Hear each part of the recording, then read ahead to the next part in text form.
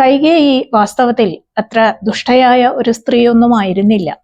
കൈകേയിക്ക് ഉപദേശങ്ങളൊക്കെ കൊടുത്തത് ആരായിരുന്നു? മന്ദരയായിരുന്നു.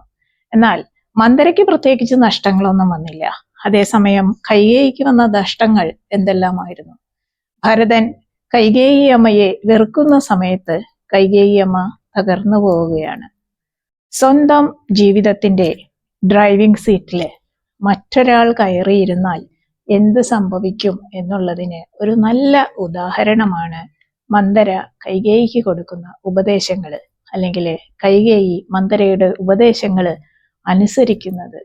സ്വന്തമായി ചിന്തിക്കുക, സ്വന്തമായി തീരുമാനങ്ങൾ എടുക്കുക. മറ്റൊരാൾക്ക് നമ്മുടെ സാഹചര്യങ്ങളോ നമ്മുടെ ശരികളോ മനസ്സിലായിക്കൊള്ളണമെന്നില്ല. എല്ലാവരുടെയും ഉപദേശം ശ്രദ്ധിക്കാം, കേൾക്കാം. പക്ഷേ അനുസരിക്കണോ വേണ്ടയോ എന്നത് നമ്മുടെ മാത്രം തീരുമാനമായിരിക്കണം.